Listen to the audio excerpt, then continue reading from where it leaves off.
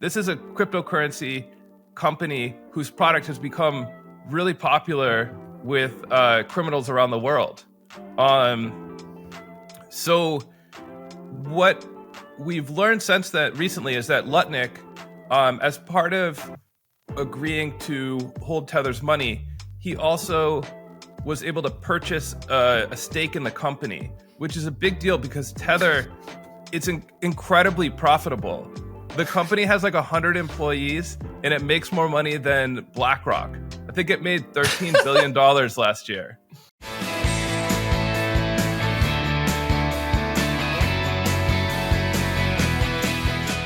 He's the investigative reporter for Bloomberg Businessweek and Bloomberg News, author of Number Go Up, Inside Crypto's Wild Rise and Staggering Fall, now out in paperback. It's Zeke Faux. How you doing, Zeke?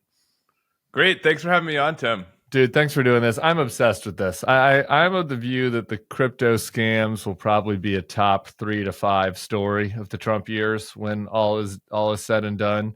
And I think that a lot of the media outlets don't give this quite as much attention because like the demographics of the news consumers don't overlap with crypto world much. A lot of them don't really even understand it. And then a lot of the people in journalist world have such contempt or just like culturally are separate from the types of folks that are really into crypto. And so it leads to like not getting ignored. And obviously you're not ignoring it, but I'm wondering if you kind of agree with my assessment of that this is obviously I would assume you agree that this is uncovered since it's your beat. I'm wondering what you think about that, about my assessment for why. Definitely. I mean, the crypto guys are very good at making it seem like this. They have a lot of jargon. They make it seem like there's some sort of really complicated and important technology that we're talking about. And it makes you think in your back of your mind, if you don't know that much about this, like, or even if you do, you're like, it can't possibly be as dumb as it sounds, could it? And the answer is yes. And in fact, it's even dumber. Okay, so I want to do just a little bit of Crypto 101 for our listeners that don't, follow this stuff.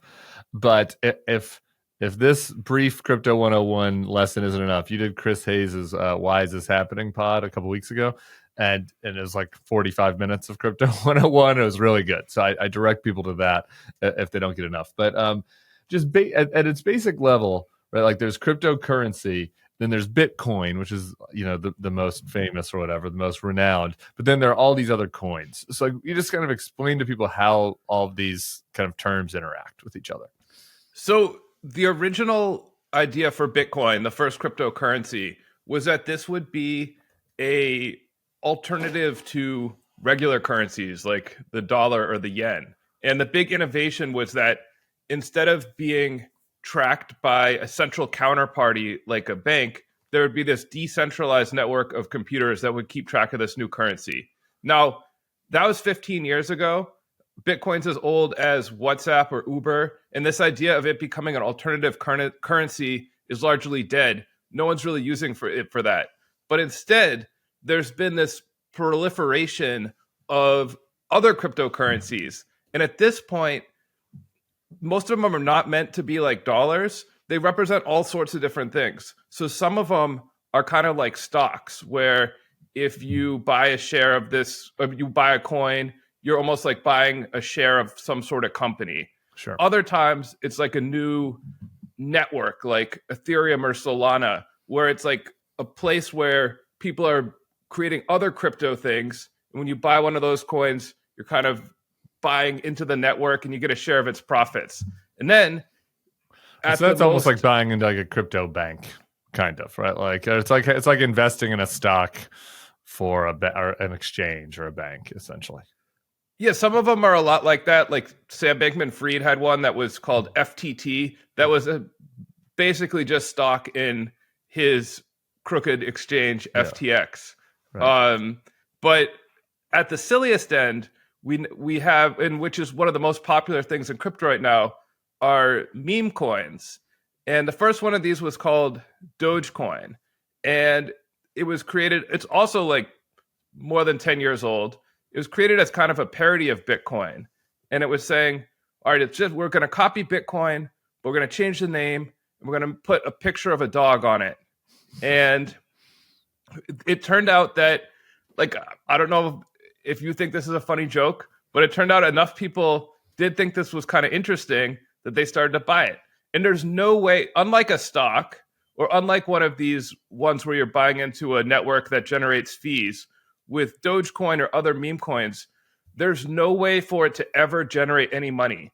That you're purely buying it on the idea that somebody else might buy it also for no reason, driving the price up higher. It's kind of like a new form of gambling game. And in the last couple of years, thousands of these meme coins, maybe even hundreds of thousands of these meme coins have been created. People are just pumping them out. And there are all these traders that are they've made it a game to chase like the new meme coin. And if you get in early, and the goal is to get in before the masses and then profit when the price spikes and sell it before it inevitably collapses. Which is like basically no different than like Wolf of Wall Street. It's just a modern Jordan Belfort situation, right? Like where they're just trying to run up these penny stocks and then sell them. Yeah, I mean I guess those things had some value, maybe, but not really. Well, true. I think the kind of twist is that in your classic like pump and dump, like Jordan Belfort, more of the people that Belfort, like when he was calling people, he's saying, "Hey, this stock is hot. They just discovered gold in Bolivia. It's gonna go up." And so there was this element of lying about the prospects of this company. Now, some people, and so people were being defrauded that way. In this case, you got people like Dave Portnoy from Barstool Sports being like, "Hey, I just created this dumb coin. It does not do anything. It'll probably collapse eventually. Do you want to buy some?" And people have sort of organized themselves into this kind of pack of degenerate gamblers who move from meme coin to meme coin and try to make money on it. Okay. All right. One more 101 question, and then I want to get into why I wanted to have you on, and I think why it's so relevant to what's happening with Trump 2.0. So you mentioned the kind of wide array of coins or currencies, so to speak, and how they're doing it. There is also, in addition to Bitcoin, which I guess people aren't really trying to make a currency anymore, but El Salvador and invested in Bitcoin. There's still some people, I guess, that are trying to use Bitcoin to actually trade goods. There's also some state coins that are called stable coins, where they are trying to make them mimic currencies, I guess, in some fashion. Is that fair? Yes. So it's kind of funny, but in the cryptocurrencies that have actually found the most widespread use are ones that are backed by dollars. And this is because, so in my book, Number Go Up, I was really focused on this one called Tether. It's the biggest stable coin. It's gotten so large that there's something like $130 billion worth of it outstanding. And the pitch is that a Tether will always be worth $1 because it's backed by real dollars that Tether, the company, keeps in the bank somewhere. And the people behind it why would you buy a Tether, not $1? For crime, I guess, because it's not traceable. Yeah, I mean, that's certainly one popular reason. Criminals all around the world are figuring out that this is very handy because you can keep Tether in like an anonymous wallet, and you could zap an unlimited amount to somebody on the other side of the world into their anonymous wallet. And unless law enforcement is able to figure out what your secret wallet address is, they would have no idea, compared to like a bank or a credit card company that's going to ask a lot of questions about your transfers. You got like Russia using it to evade sanctions. There's Chinese gangsters in Cambodia are using it to run this massive fraud and human trafficking operation. And also just crypto traders use it. Basically, whether you're a criminal or you're selling sneakers, you don't want your currency to go up or down 10% in a day. So the stable coin is more attractive. Got it. Okay. We're going to get back to Tether. I wanted to ask about that for a reason. So I want to just kind of get into Trump 2.0 And sometimes, I was talking to my husband last night, and he's like, "You're seeming a little bit like the Always Sunny guy with the yarn and the wall." But I mean, that like the amount of connections in Trump 2.0 into crypto world is like pretty staggering. So obviously, you start with the most obvious, which is that Trump launched one of these meme coins of his own a few days before he was inaugurated. A massive influx of cash comes in. Talk about what has happened so far with TrumpCoin. So it's 3 days before inauguration.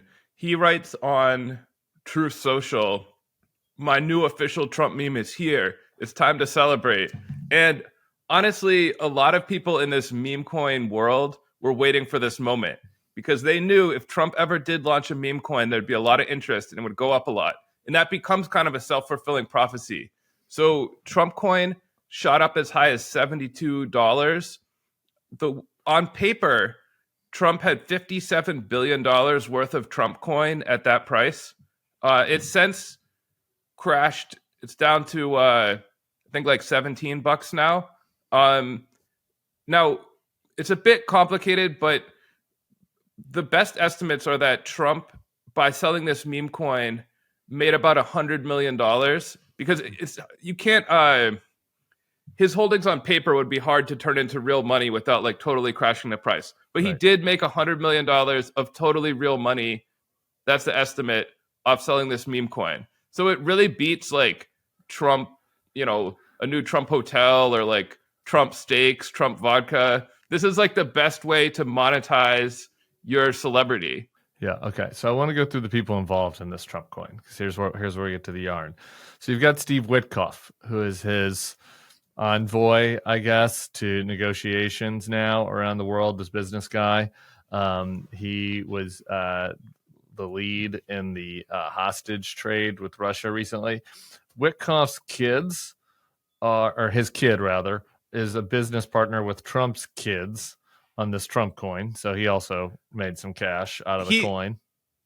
I believe that actually Witkoff was the business partner on Trump's first cryptocurrency, not the Trump coin. Okay, thank you. Now, I mean, if he didn't get in on Trump coin too, I'm sure he would be mad because that was like a great money-making opportunity right there. But Trump had an earlier cryptocurrency called World Liberty, where Witkoff had and his son had a big role. Okay. So his crypto business partner is the lead on this negotiation. Maybe just a coincidence, but we get in the hostage trade, we get Mark Fogel, a American teacher. We're glad that he's home. The Russians get Alexander Vinnik. He was arrested in 2017 on charges related to the laundering of billions of dollars using virtual currency Bitcoin. So we have a Russian Bitcoin money launderer that is the first person out on their side. Maybe a coincidence, but pretty noteworthy that was, the person that was there on the trade with Witkoff, the crypto business partner. Yeah, I thought one interesting part of that was this guy, Alexander Vinnik, appeared to be just like a crypto criminal who ran an exchange that some people say was even set up to launder the proceeds of hacks. It's not immediately obvious to me why Russia would want him back or what he had done for Russia. So I was intrigued that he was their side of that trade. Okay. In addition, this also ties to kind of our previous conversations about how U.S. is now on the side of the baddies in these world events. Justin Sun, who is the subject of an SEC enforcement action, big investor in the first Trump crypto gambit before the more recent coin. And he's a Chinese crypto magnate. Talk to us about Justin Sun. So he runs a blockchain called Tron. He's been around for a while. Okay. And the SEC's case against him is that when he launched Tron and sold its new cryptocurrency, he engaged in manipulative trading and fraud to make the price look like it was going up to Number help go up. sell it to the public. Yes. Now he denies this, but it's a serious case. And now when this, okay, so Trump's first crypto, World Liberty, was not an immediate success. Yeah. And this was launched last year around September during the campaign. Now, Justin Sun, he's someone who I don't think would be allowed to donate to Trump's campaign. I'm not sure of his citizenship, but like he doesn't regularly appear in the U.S. He bought initially $30 million of this World Liberty coin. Part of the reason the deal wasn't successful initially was that the terms of World Liberty are that if you buy the coin, 75% of all the money you put in just goes to the Trumps as a licensing fee. So Sun ended up putting in another 40 million. So that's him giving the Trumps $56 million. But they get a 20% licensing fee. So they get 20% of 56 million? So they got 75% of 75 million. Got it. I mean, probably the biggest payment to a president for anything ever, right? I mean, is there? I've been when the TrumpCoin thing happened. The thing that people who are daily listeners will know that I keep saying that like they made Spiro Agnew resign over like 10 grand, and it was bad. Like it was like 10 or 20 grand. Like he was taking paper bag money as VP, but it was like pennies compared to the type of money that people are putting into the various Trump coins. And this guy in particular, and I guess we will watch and what happens with the investigation. But like, we have somebody who's a foreign national giving tens of millions of dollars essentially into Trump's pocket. But he's fighting it, and he's saying it should be dropped.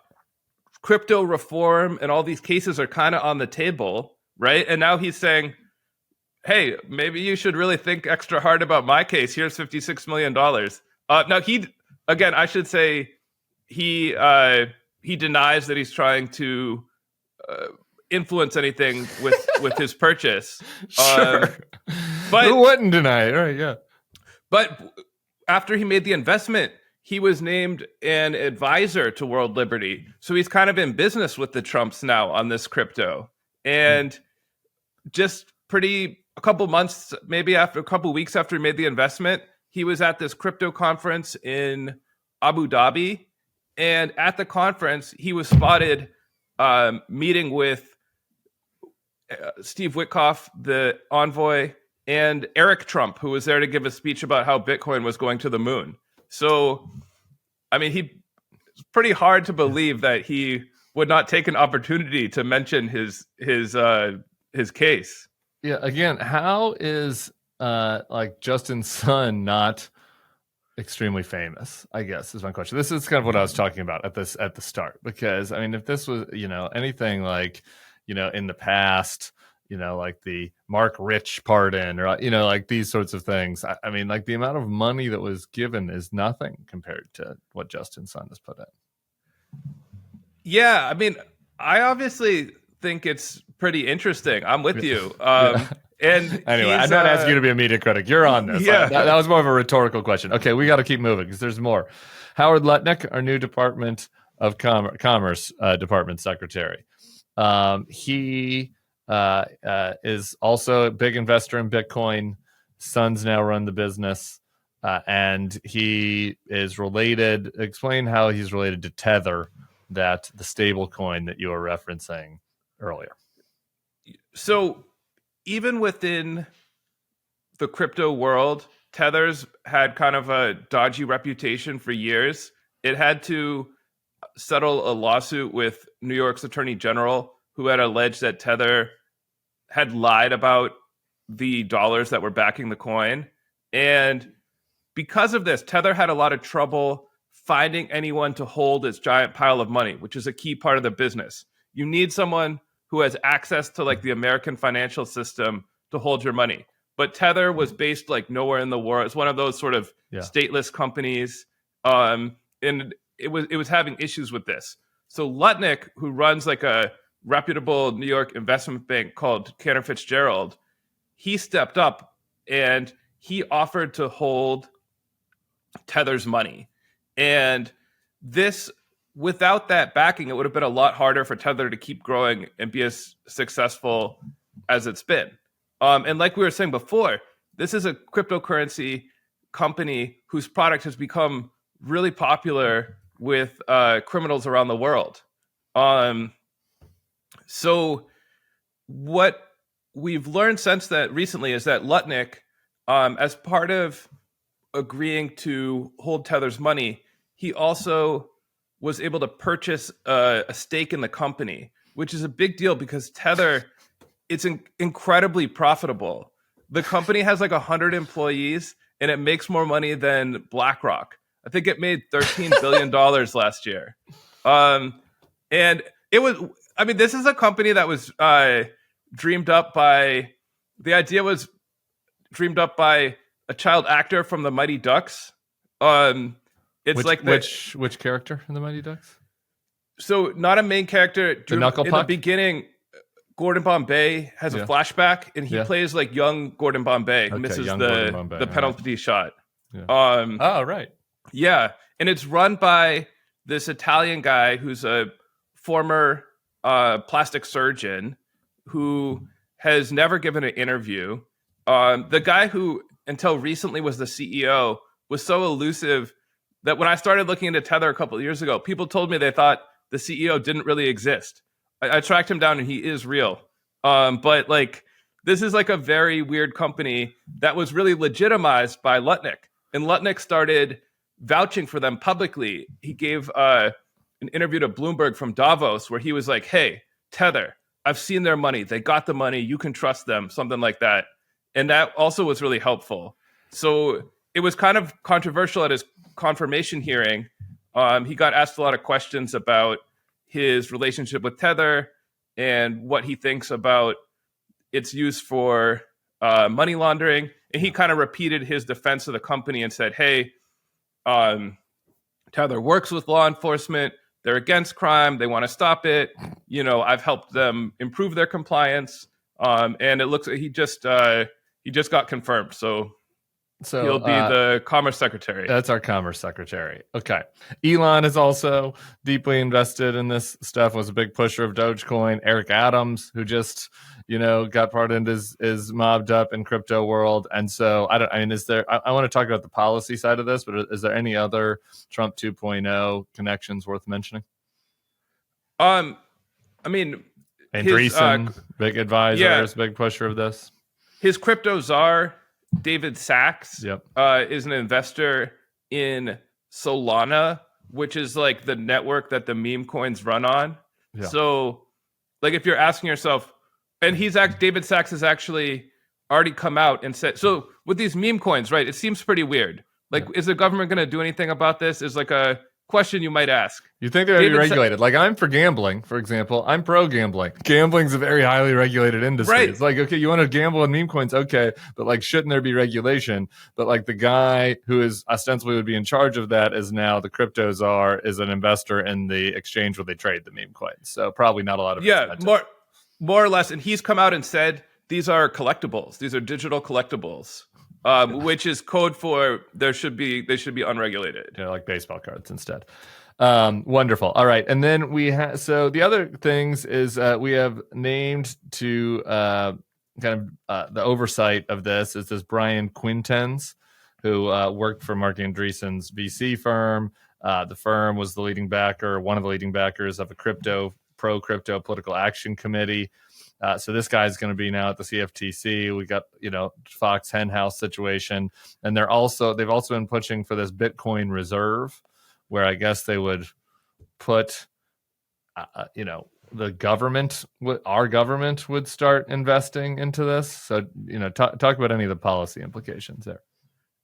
Yeah, the Bitcoin reserve is one of the craziest policies that has been put on the table here. And I saw Trump propose this at the Bitcoin conference in Nashville last year, and I was just shocked that that he was repeating so many of the industry's talking points. And yeah, the idea that one Republican senator has sort of spelled out some details for this, and she would have the U.S. government spend $100 billion to buy Bitcoin. And like, as I explained before, people are not using Bitcoin for anything. So the pitch now that Bitcoiners have is that this is digital gold. So if you support the idea with the Bitcoin Reserve is that the price of Bitcoin will inevitably go up. And therefore, if the government should get in early and make money by trading it. And I mean, the thing to me is that this is a handout to anybody who already has Bitcoin. Because Bitcoin, if it's not used, no one has any reason to buy Bitcoin. Like, it's not used for, you don't need it for anything. Right. The point of Bitcoin now is the price going up. And so at this point, the price is very high. So like you or I buying Bitcoin is not going to do anything for the price. Right. They need bigger like pools of money. What's the biggest pool of money? The government. So like that is how that's like the Bitcoiners. It's been actually their plan for a couple of years. It seemed very far-fetched, but ever since they got El Salvador on board, a lot of Bitcoiners were like, hey, I think we can get other countries in on this too. And they didn't have much luck until they came across Trump, who hasn't done it yet, to be fair. Yeah, sure. But I mean, the fact that they're even talking about it is ludicrous. We had the president of Argentina, Javier Milei. He got in on this scam. And there was a cryptocurrency, Libra, that launched. And there's just this massive run up of the coin. And like this whole pump and dump rug pull thing, like just happened on super speed. Like it just happened in a couple hours, like huge. What you can tell me how much money I actually went into it, but a huge run up and then crash. You know, Milei is like taking no responsibility for this. I do like to. So just tell people what happened in this situation, and then my last question is like to be generous to the authentic Bitcoin advocates. Like I guess why aren't they madder? I guess would be my point. Like if you actually did think Bitcoin was valuable, you would think that like prominent people like Trump and Milei just running these obvious like rug pull scams would have those folks upset. But I guess not, because potentially they're going to put money in and number will go up. But I don't know. You tell me. Yeah, I think that's right. And some of them are mad, but I think the madness is balanced with this idea that it's a pretty helpful conflict of interest. Yeah. It's like, wow, Trump might actually follow through on deregulating crypto. He's doing it himself. He kind of needs to. Right. So a lot of them have been complaining about the scams, but I think it's a little self-serving. And with Milei, I thought it was interesting. I mean, this wasn't so different than Trump's meme coin. He tweeted about a coin. It went up, then it went down.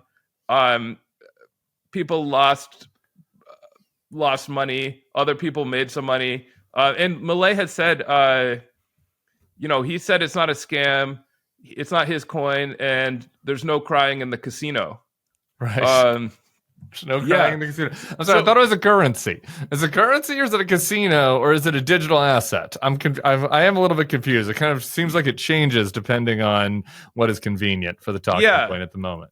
But it's weird. Like the opposition's calling for him to be impeached, and this one seems to have been a real scandal. Like within crypto world, people seem pretty upset about this, compared to the kind of muted reaction to Trump having a meme coin, which also went up a lot and then down quite a lot.